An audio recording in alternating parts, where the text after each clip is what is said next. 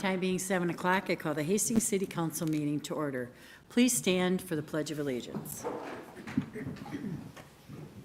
I pledge allegiance to the flag of the United States of America and to the republic for which it stands, one nation, under God, indivisible, with liberty and justice for all. Welcome, and let the roll reflect, we do have a full council.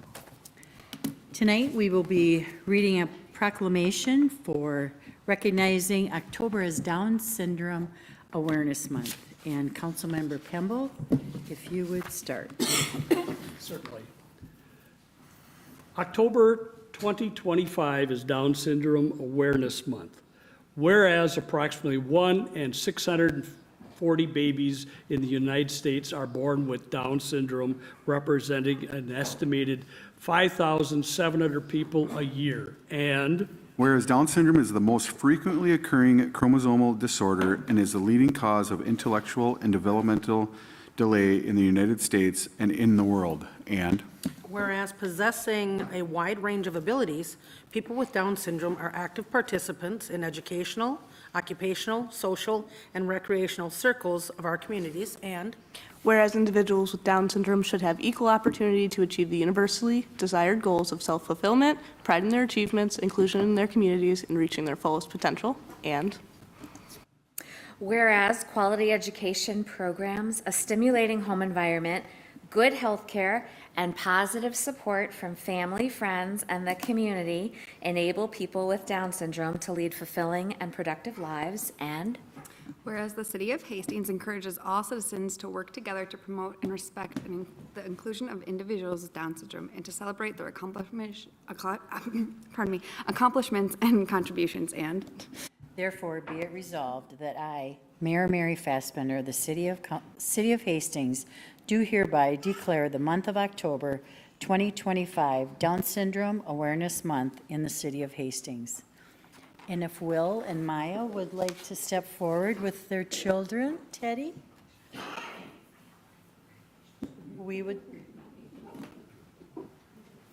give you this proclamation. Of course, we want to take a photo.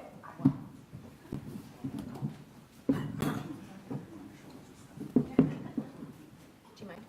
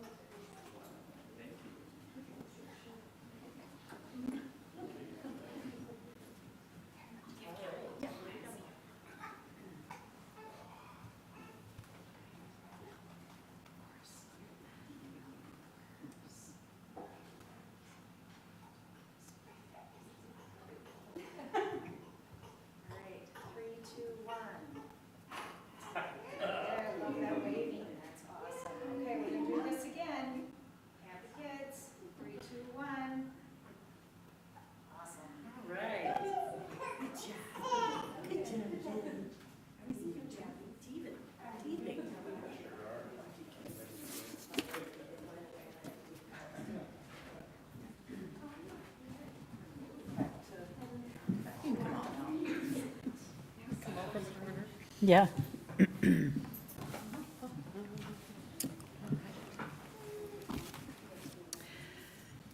All right. Council, any corrections to the September 15th meeting? Okay, nothing. And comments from the audience. At this time, if anyone would like to speak to the council, they may please step to the podium, state your name and address, and we will hear your comments. Hi, thank you, Mayor and City Council, for this opportunity to speak. My name is Lee Albert Wickbold. I live at 807 Vermilion Street, Apartment 3. I just want to say this isn't some kind of joke or anything, and I am going to try to get through this as fast as I can, so please bear with me. The reason I'm here today is to make an official public announcement to the local community that I am campaigning for the office of Governor of the State of Minnesota for the election on November 3rd, 2026. I will be running as a Republican. First, I will briefly state my qualifications. I consider myself a dedicated servant to my community. I'm involved in multiple charitable organizations on a volunteer basis. I consider myself a man of God. I love Jesus. I attend church regularly and study the Bible daily. Faith is my biggest virtue. Also, I'm a veteran of the United States Army, where I served as an infantryman in South Korea and Iraq. So I am experienced in dedicated service work to the government and my community. Now I'll speak on my campaign platform. The first part will involve police reform and jail reform. I think certain paramilitaristic type operations aimed at catching nonviolent drug offenders is an unnecessary approach and an extreme burden on taxpayers. I also view many forms of undercover surveillance tactics to be a violation of privacy and human rights, tantamount to gang stalking or harassment, and also costly to taxpayers. What I would propose is passing legislation regulating or restricting the use of military-grade equipment or vehicles by law enforcement officers. Passing legislation to restrict certain types of surveillance equipment or tactics used by law enforcement officers. Passing legislation to restrict or criminalize the use of intentionally deceitful tactics by law enforcement officers. My goal is for all law enforcement agencies in the state to operate in the most transparent and cost-effective way possible. Also, I would like to explore jail reform, passing legislation to implement minimum and maximum sentences for most crimes, aimed at providing more clarity and hopefully shorter sentences in many cases, then making a more comprehensive effort and giving them a truly positive and rehabilitative experience, rather than extensive sentences that are strictly punitive and costly to taxpayers. Next, I would like to address the homeless epidemic in a meaningful way, especially in the greater metropolitan area. First, I will say that forms of legalized gambling to raise money is not a new concept in the state of Minnesota. I would like to expand this concept into legalized sports betting in certain casinos. Profits made would be taxed at a certain rate, which go to a specific fund aimed at improving existing homeless shelters or creating a brand-new homeless shelter in the metropolitan area. Lastly, repealing the PRO Act, Minnesota Statute 145.409, established in 2023, gives full-body autonomy to pregnant individuals regarding reproductive procedures, giving them full dominion over unborn life. This is outside of what I would consider anything normal, practical, or healthy. It's all billed straight to Medicaid. This is what I consider corrupt and streamlined abortion. For those reasons, I think the PRO Act should be repealed or at very least modified, allowing state and local governments to mandate gestation periods or waiting times to receive certain procedures. The way this statute is written currently, I consider to be inhumane. In closing, I will say that I love Jesus, I love Minnesota, and I love America. Thank you for giving me this opportunity to speak. I really appreciate it. Have a great rest of your night, and God bless. Thank you. Anyone else wish to speak to the council at this time? And no one on Zoom. All right. Council, any items to be considered? Okay. Council, we will look at the consent agenda, and I would accept a motion to approve them. A first by Councilmember Liefeld and a second by Councilmember Lawrence. Any discussion, council?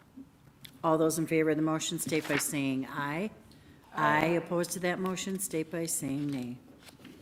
And that motion prevails.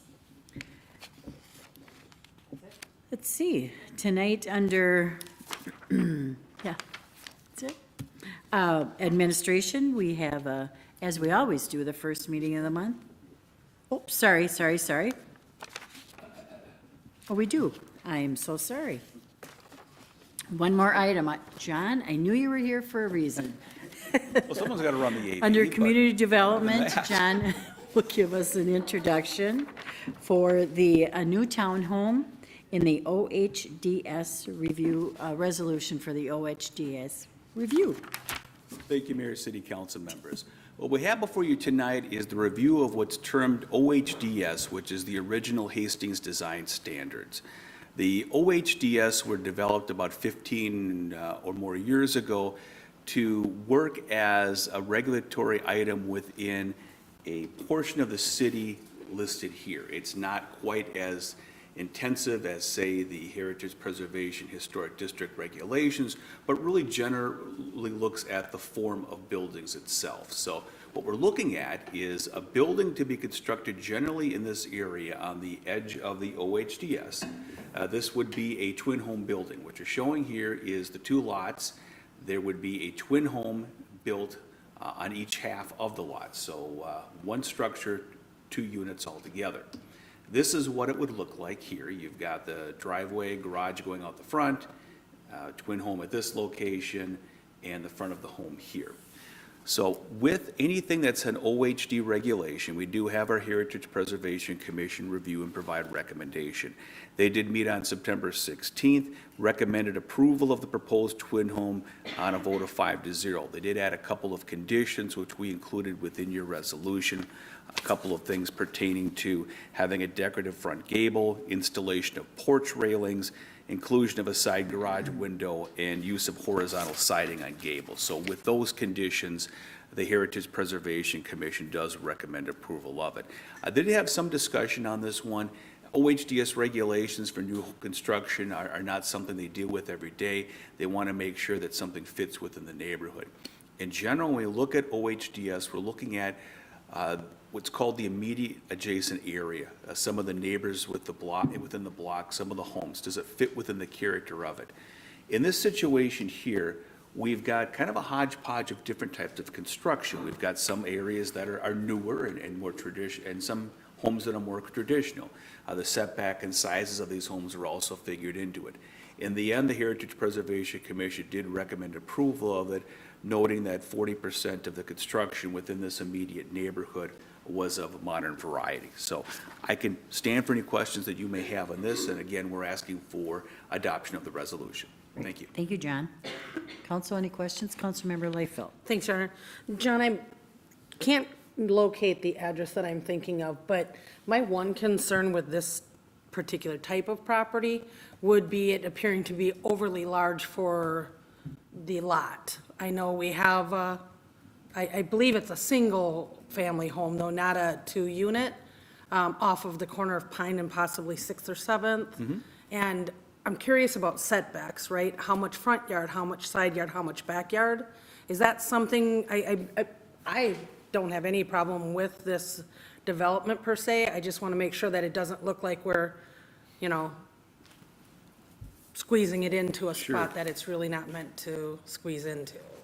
Sure, Councilmember, the lots that we have here, I'm going to go back a little bit here. So this is the lots that are available in the neighborhood. So the lots here are full city lots that were platted. So there's, I think, 66 by 135. And so you've got 2 lots with a twin home split between them. So you've got a lot of lot space to work with. As far as the setbacks go and what we looked at with some of the areas of the immediate, the size of the home itself, the average is pretty similar. The average in the neighborhood is about 1,400 square feet. This is about 1,600. Garage is a little bit smaller for each garage than what we see in the neighborhood as well. Say a building width is right on with what the rest of them are. The setback itself, this is setback much further, probably at about this location than some of the rest of these homes. John, when you stated 1,400 square foot for the average home in the area and 1,600 for this, per unit? As 1,400 for each of these homes here. This, we looked at each unit. So each unit here, each side of the twin home would be about 1,600 square feet. So a pretty big property sitting there, 3,200 square You feet. do. Roughly. You've got a pretty large property here. This is going to be, you know, in the average of almost 1/3 of an acre between these two. And then when you said that it would be sitting back a ways, is there any regulation that requires that they'll be doing that? Yeah, there's a minimum setback of 20 feet, and these are being set back at about 40, so about double that. So back, I guess my question there is, if minimum setback is 20, but this will be 40, do we know it's 40, or is it possible that it could go to 20? It's possible it could go 20 on that one. That's the minimum regulations, but the proposal that we see right here is at 40.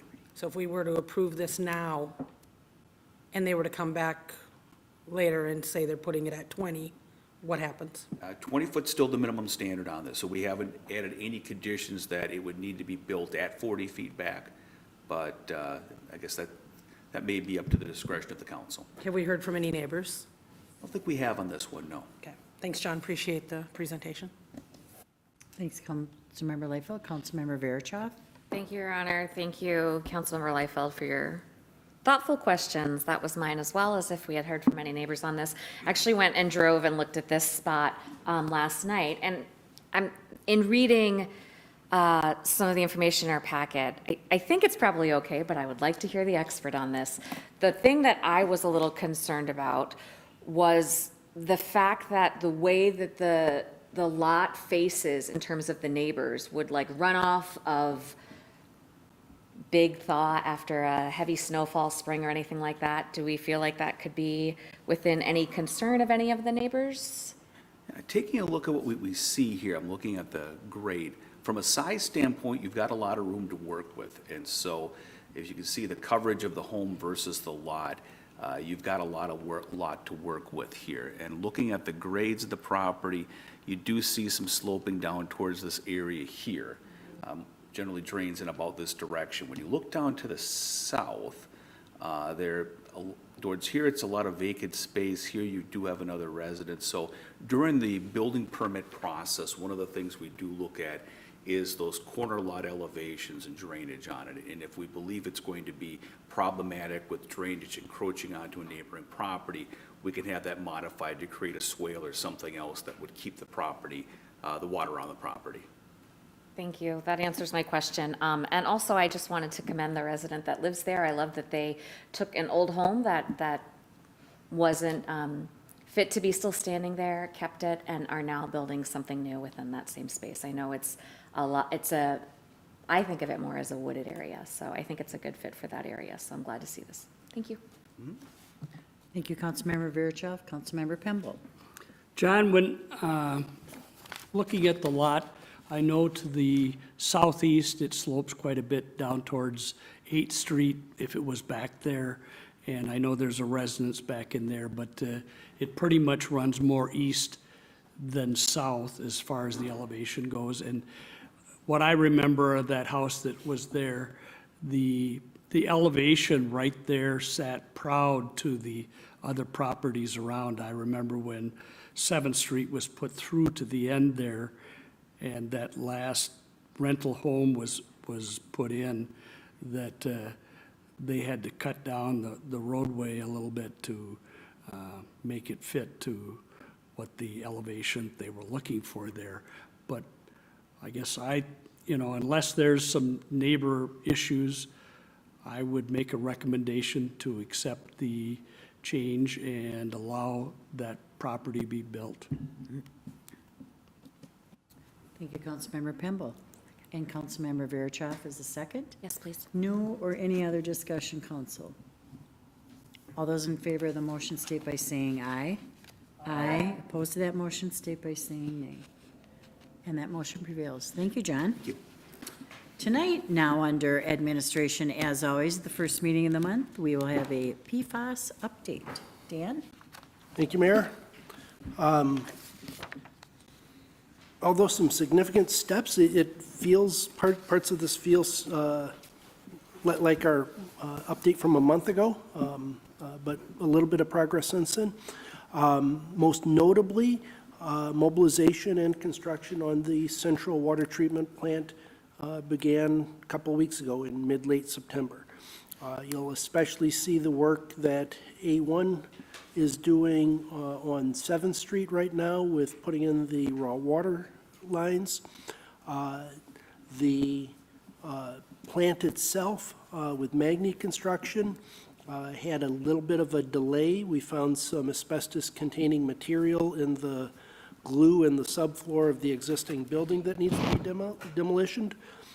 Expect that building to be demoed in the next couple of days. So progress is coming, just a little bit slow here at the front end, still anticipating substantial completion the end of 2026, next year. So it's about a 1.5-year project. As council knows, we've had discussion in our budgeting and preliminary budget set by council in September in order to pay for the next water treatment plant, round 2. will mean a significant water rate increase. We do continue to seek grants and other funding, but in case those don't pan out, we need to make sure that we do have money. At present, the proposal is a phased increase, 10% January of '26, an additional 10% July of 2026, and then another 10% January 2027. The phasing allows us time to continue seeking grants rather than doing a big increase all at once, and hopefully lesser increases later on. It also hopefully a little bit easier for our residents that it's, although it's still substantial, if it comes in over a period of a year and a half, 10% at a time rather than 30+% all at once. So that's what's in the works. Between now and December, those numbers will continue to be refined and maybe a little bit less, but until we get funding, which really likely would not happen until next year, it's daunting. And then the last piece, speaking of looking for funding, over the last couple of weeks, we've had conversations with Senator Seeberger and Representative DePel. They are obviously both supportive of our project and wanting to see funding from multiple options that could be coming forward. And one of those, which we've really built some good relationships the last couple of years, just haven't seen the dollars yet, is the House Capital Investment Committee is planning to visit during their state bonding tour on November 6th. So details are still pending, but obviously good that we have their interest and that they're going to make a stop here. With that, I can take any questions. Thank you. Thanks, Dan. Any questions, council? Nope. Okay. All right. Council, any announcements? All right, I do have a couple. October is National Community Planning Month. Extra appreciation to Community Development Director John Hinsman and our city planner, along with city planner Justin Fortney, along with Alex Minke, who works under John in economic development. So thank you for all you do, John. In recognition of National Fire Prevention, the Fire and EMS Department open house is Tuesday. That's tomorrow, October 7th. Meet the departments, learn about fire safety, and see the trucks and equipment. All ages are welcome. The Hastings Police Department will join more than 50 agencies across the state in selling pink patch items to raise awareness and funds for the American Cancer Society during Breast Cancer Awareness Month in October. Meetings, Wednesday, October 8th, 6 p.m., Arts and Culture Commission. Thursday, October 9th, 6 p.m., there is a HEDRA meeting.